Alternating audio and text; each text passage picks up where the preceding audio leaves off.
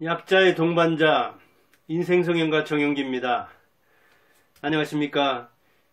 10월 첫 주를 시작합니다.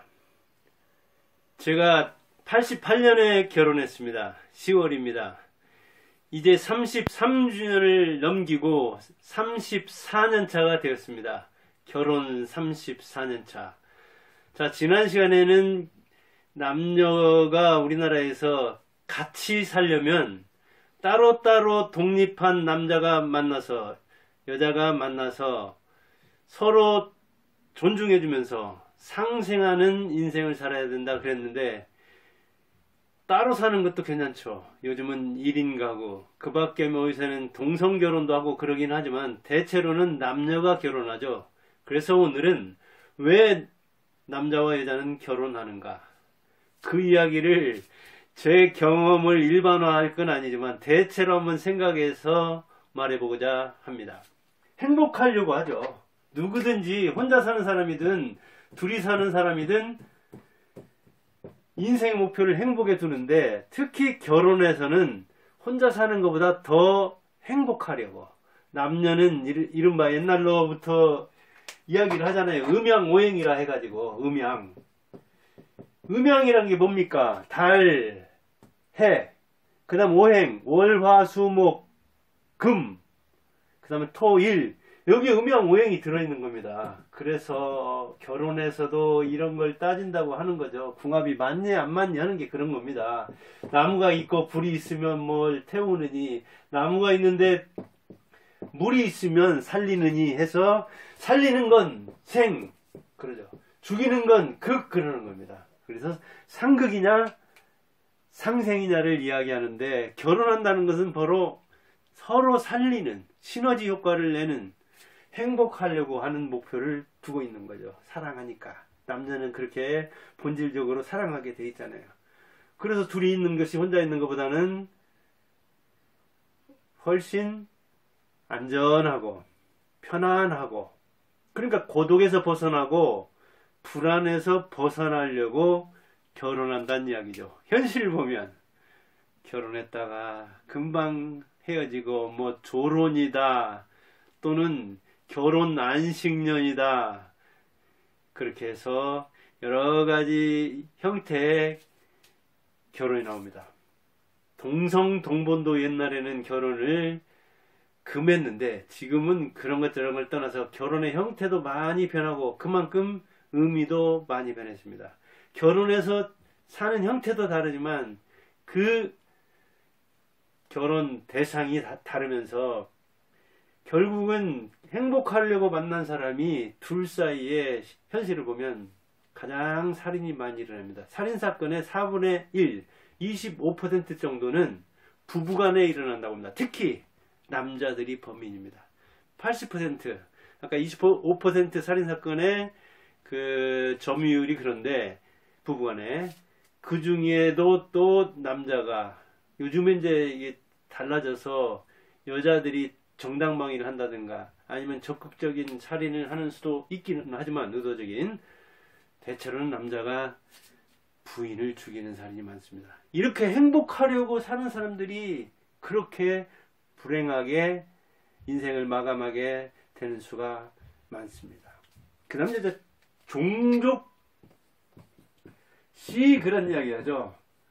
종족을 영속시키려고, 보존하려고, 옛날 사람들은 그래서 이 가문을 중시하고 그 대를 잇는 걸 중시하고 제사를 중시하고 그랬잖아요. 그런 게 전부 다 그런 겁니다.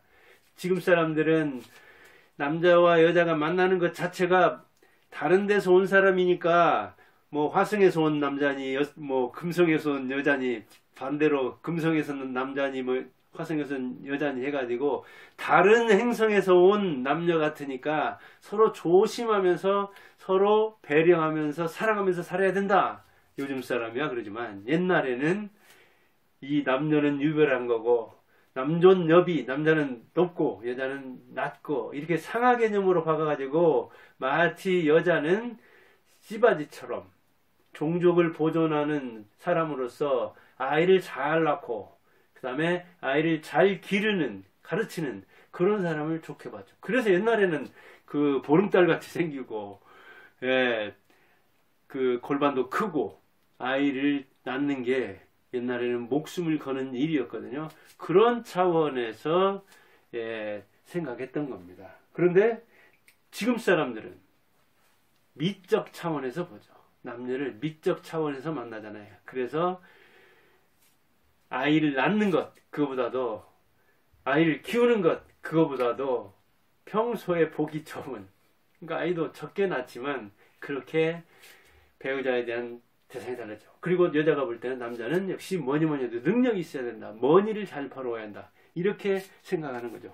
그렇지만 어찌됐든 결혼의 의미에서 이 자녀라는 건 매우 중요합니다. 저도 아들만 둘 두고 있는데 결혼 34주년에 하나는 이제 30대 초반, 하나는 20대 후반. 그런데 자녀가 있는 게 얼마나 중요한가.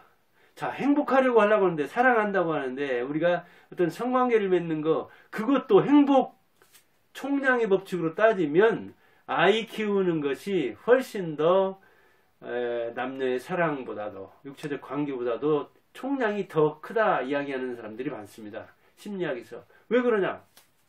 자녀를 출산해서 양육하고 교육하는 동안에, 거기에 희비상곡선이 있는데, 자녀는 언제나 생각을 해야 한다는 얘기죠.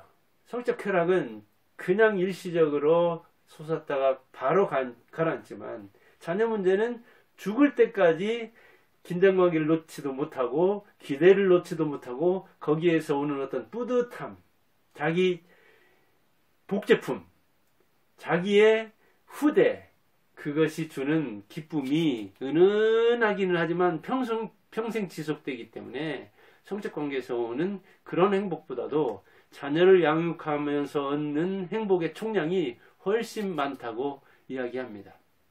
실제 그런 측면이 있습니다. 저도 아들 둘만 있으니까 군대를 갔다 왔잖아요. 저는 보병 통신병, 큰아들은 포병, 화천에서 근무했고 저는 인제에서 근무했고, 그 다음에 작은 아들은 의무 보급병, 부산에서 근무했습니다.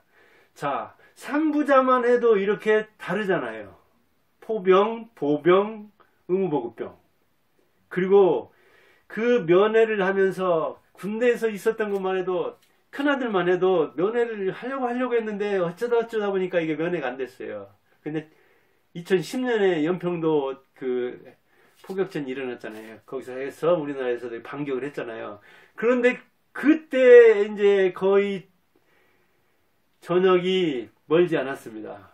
그래서 한 1주 가면 2주 가면 풀리려니 했는데 이게 안 풀리더라고요. 그래서 야, 이러다가는 큰아들이 처음 군대 갔는데, 저도 군대 갔을 때, 저는 이제 70년대 말이니까 뭐 그때야 면회 안 오는 사람도 많았지만 지금 세상에 면회 안 오는 사람이 어디가 있겠느냐. 근데 이제 전화를 하면은 면회 안 된다. 그러니까 오지 말라고 그러는 거예요. 아들 입장에서는 군대에 충실하고, 또 군대에서 그 분위기를 보면 알잖아요.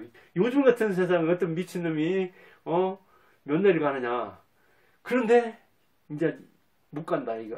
면회를 이때 아니면 못 간다. 저녁 날은 한 달도 안 남았는데. 근데 마침 이제 둘째가 서울에서 대학 그 시험을 보는 걸로 돼 있는데, 논술. 그래서 그첨저첨 해가지고 서울서 하루 자고, 그 다음에 이제 화천 가서 하루 이렇게 이제 묵고, 저녁에 이렇게 나올 수 있으면 오후에 나오도록 하려고 했더니 어림도 없더라고요. 면회하는 사람이 없고, 아예 화천 읍내에 병사들이 거의 돌아다니지 않는 거예요. 그러면서 이상하게 보는 거예요. 정신 나간 친구들. 어느 때라고 지금 면회를 와. 이런 눈초리로 보더라고요. 그래서 이제 부대로 전화를 해보니까 안 된다는 거예요. 외박 어림도 없다는 거예요.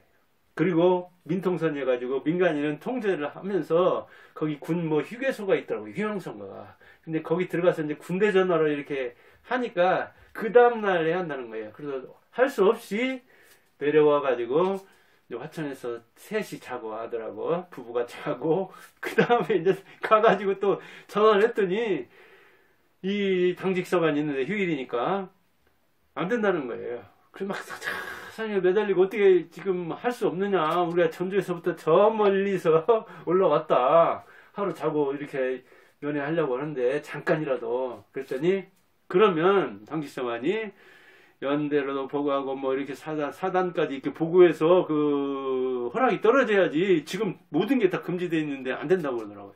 면회가. 그래 이제 기다리라는데 어때요? 전화하면서. 기다렸죠. 얼마나 기다렸을까요? 1시간 안팎 기다렸을까요? 아, 이게 틀렸는가 보구나. 참, 큰아들 군대 갔는데 면회 한 번도 못 가고 해가지고 이게 좀, 제가 그게 조금의 한이 됐었는데, 내가 지금이 어느 시대인데, 이 2021세기의 아들 면회를 했구나 했는데, 다행히 왔더라고요. 전화가 와가지고. 면회를 하는데, 그 부대에서 영내대기하던 사람들이 부사관이나 장교가 이렇게 이제 근무 교대할 때 태워오고, 그 다음에 이제 또 이렇게 야간 근무 들어가는 사람이 태워가고, 그렇게 할 테니까 그 휴양소에 있으라 그러더라고요. 그래서 있었죠. 있었더니 나왔어요. 근데 군대 갔다 온 사람들 잘 알죠. 단독 군장을 하고 왔더라고요. 실탄만 안 가지고 이 총검까지, 당근까지 다 가지고 왔더라고요. 완전히 단독 무장을 하고 왔어요. 철모까지 쓰고. 그런 면회를 어떻게 합니까? 아들이 아니면. 그리고 뭐 먹고 싶냐 그랬더니 통닭을 먹고 싶다는데 그 휴양소가 멀리 떨어져 있어가지고 통닭이 과연 불러지는지 어쩐지 모르겠어요. 그 휴양소라고 해야 그 조그마한 거 뭐 마트 하나만 있더라고요. 그래서 물어보니까 아 여기 그 읍내에서 몇 킬로 떨어졌는데 부르면 올 거다. 그런데 그 배달료는 줘야 할 거라. 배달료가 문제인가요? 그래서 불렀어요. 불러가지고 예, 원하는 거 먹었죠. 통닭을. 이 네 부자가 거기서 먹었는데 그런 통닭을 어디서 또 먹습니까? 그러니까 이게 자녀가 주는 행복이라는 게 성적 즐거움, 성적 쾌락보다도 더 크다는 게 바로 그런 거예요. 군장하고 단독 군장을 하고 전시에 면회하는 기분이 들더라고요. 진짜 막 그 전부 다 막 차고 왔다 갔다 하는데 군장을 하고 왔다 갔다 하는 거예요. 분위기가 그랬잖아요 그때. 그래가지고 그 통닭 불러서 먹고 그리고 이제 거기서 야간근 보는 사람이 태워 갔는데 그때 한 이야기가 무슨 기억이 나면 기억 안 나요. 그러나 그때 거기에서 통닭을 먹으면서 네 식구가 그 방에서 오전부터 했던가요? 그러니까 오랫동안 점심 먹고 저녁에 들어가기 전까지 몇 시간 동안 한 방에서 그렇게 성장한 20살 넘어서 그 온 가족이 한 방에 그렇게 오르게 있은 적은 아마 없을 거예요. 뭐 줄잡아 6-7시간만 있었다 하더라도 그러잖아요. 그게 바로 자녀를 양육하면서 느끼는 희비쌍곡성이죠.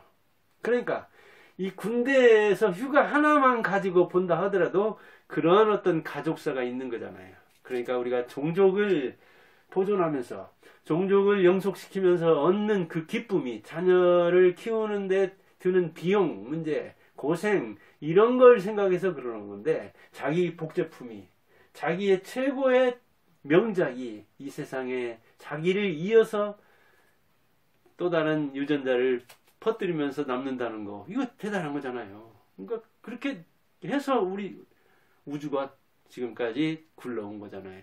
이게 바로 우주의 생성 원리이자 우주의 영속 원리잖아요. 생태계가 바로 그런 거잖아요. 그래서 자연을 보존하기 위해서는 이렇게 남녀가 결혼해서 자식을 낳고 키우고 그리고 그 자식이 또 결혼해서 또 다른 자식을 낳고 이렇게 되는 거죠. 근데 현실은 집에서 부모가 자녀를 학대한다든가 부모하고 이렇게 갈등을 한다든가 우리라고 안 그랬겠어요. 34년 살면서. 그래 둘째는 지금 이제 벌써 또 대학 졸업하고 이제 서울 가서 준비해야 되는데 자녀들이 아니면 어떻게 거기 무슨 뭐 강남에 D 학원 하며 학사관이었던가요? 뭐 그런데 하며 그다음 이제 그 이후로 한 13년 됐죠. 이제 군대는 큰아들도 대학 다니다 갔으니까요. 그래서 서울살이 할 때 그 여기저기 이사 많이 다녔습니다. 또 이제 뭐잖아. 둘째 또 준비하면 노량진이며 신림동이며 그 전문학원이 있는 곳 자녀들이 아니면 갈 일이 뭐가 있고 어떻게 압니까? 그래서 해군에서 이렇게 또 다시 돌아온 적도 있고 그러거든요. 진해도 가보고 부산에도 가보고 화천에도 가보고 이렇게 한 것들이 그 자녀들의 자취를 같이 잠깐 가서 논산에도 가보고 이제 저쪽 그 전방에서 훈련 받아가지고 또 면회도 가보고 또 본대에 근무할 때 이렇게 면회도 가보고 군대 하나만 놓고도 이렇게 사연이 있는 거잖아요. 그래서 남녀가 결혼해서 자녀를 낳아서 이렇게 같이 사는 것이 부부간의 금슬이 좋은 것 이상으로 자녀와 함께 또 거기서 기쁨을 누릴 수 있다 그런 이야기죠. 그러니까 상생을 한다는 이야기예요. 지금 저도 이제 뭐 되게 이렇게 50대 되면은 뭐 침대를 두 개 놓는다든가 방을 따로 쓴다든가 그러기도 하는데 이제 저도 환갑 넘어가고 있는 사람도 곧 환갑이 되니까 건강이 좀 서로 조심이 되더라고요. 이거 잠자는 동안에 혹시 어찌 될란가 그런 생각도 들고 이런저런 생각이 들어요.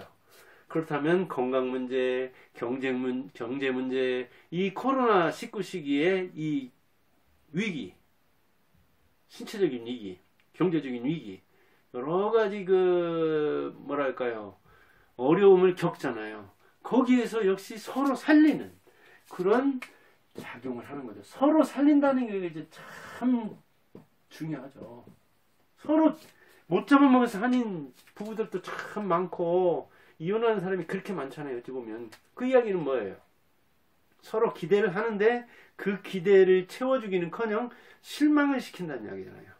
그러면 서로 싸우게 되는 거죠. 상생하려고 결혼하지 상극하려고 서로 으르렁거리려고 결혼하는 사람 없잖아요. 근데 늙을수록 이게 그런 대로 친구처럼 정이 깊어지는 사람이 있는가 하면 그냥 늙을수록 그래서 이제 으르렁거리고 상극하다가 황혼이혼을 하고 말년에는 이제 이게 자녀 문제 또 다시 이게 재혼해가지고 그 상속 문제 옆에 보면 그런 사람들 있습니다. 꽤. 자, 혼자 사는 것보다는 둘이 사는 게 더 좋아야 되죠. 그러려면 남녀가 결혼해서 행복해야 되고 이 종족 왼수로 생각하지 말고 전생의 원수가 자녀로 태어난다고 하는데 그렇게 생각할 게 아니라 나는 이 명작을 내가 만들었다. 나는 이 선물을 신으로부터 받았다. 나는 이 내 복제품 또 다른 이 자녀를 끝까지 보살펴야 되겠다. 그런 생각을 가지면서 나와 부인, 부부간에도 또 자녀들까지 모여서 4명밖에 안 되잖아요. 우리 식구는 6명이었어요. 우리 부모는 8명 했잖아요. 모이면. 그래도 서로 살리려고 노력해서 그런 대로 서로 배려하고 도와주고 상부상조하는 그런 측면이 있거든요. 여러분도 그러기를 바라보면서 제가 결혼 이제 33주년을 넘기고 바로 34주년을 시작하면서 나름대로 한번 생각해 봤습니다. 조금만 손해를 보면, 조금만 양보를 하면, 조금만 비겁해진달까? 뭐 남성다움이네 뭐네 폼 잡지 않고 가부장적인 것 조금만 내려놓으면, 양보하면. 그런데 기득권을 가진 사람이 양보를 해야 되지, 자고로 기득권을 가진 사람이 내려놔야 되는데 언제든지 기득권을 가진 사람은 내려놓은 적이 없습니다. 폭군은 죽일 수는 있어도 바꿀 수는 없다고 할 정도잖아요. 그래서 가부장은 쫓아낼 수는 있어도 바꿀 수는 없다고 할 정도로 이 나이 먹은 늙은이들, 특히 남자 늙은 아빠들을 못 바꾼다고 하거든요. 늙은 아빠들이 스스로 변해서 내가 왜 결혼했는가를 잘 생각하면서 이제 얼마 안 남았는데 살 날이 잘 적응해서 부인과 금슬이 좋고 자녀와도 화목하게 살기를 바랍니다. 감사합니다.